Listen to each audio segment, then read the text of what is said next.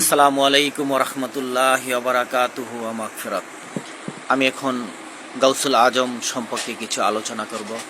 কাল রাত্র প্রায় আনুমানিক 1:15 পর্যন্ত আমাদের এলাকার এক ফার্মেসিতে বসে 4-5 জন লোকের সাথে আমরা দুই ভাই কাউন্টার দিয়েছি, আমার প্রিন্স ভাই এবং আমি লিটন রেজভি। তাদের বক্তব্য হলো গাউসুল আজম নামটা শিরিক। অনেকে বলে গাউসুল আজম মাঝভান্ডারী, অনেকে বলে গাউসুল আজম বড় পীর আব্দুল কাদের জিলানী। আমি নিজেও বলি গাউসুল আজম রেজভি মাওলা, কারণ গাউসুল আজম অর্থ হয়েছে সাহায্যকারী এবং সর্বোচ্চ সাহায্যকারী।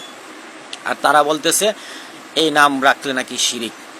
কি করে শিরিক হবে? আল্লাহর 99 নামের মধ্যে তো গাউসুল আজম নাম আল্লাহর নাই। আল্লাহ পাক রব্বুল আলামিন কোরআনের মধ্যে তার 99 নাম সুন্দরভাবে রেখে দিলেন।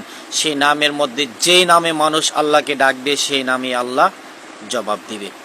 তাই দুনিয়াবিহিত একজন নেতা যদি কিছু সাহায্য সহযোগিতা কাউকে করে, কিছু ত্রাণ দেয়, চাল দেয়, ডাল দেয়, তাকে বলা হয় কি বলা হয়? তাকে বলা হয় দানবীর। তখন তাদের শিরিক বেদাতের কোনো ফতোয়া আসে না।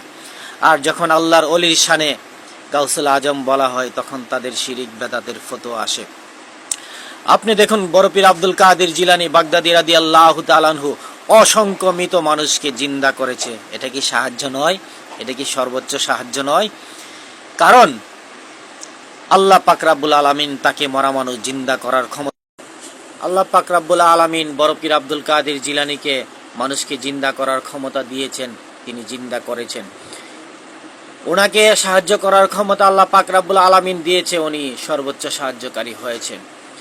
এখনো আমরা আমার মতো আমার আখিরি জামানার নবীর গুনাহগার উম্মত আমি এখনো যখন বড় পীর আব্দুল কাদের জিলানীকে স্মরণ করি আমার হাজারো বিপদ দূর হয়ে যায়।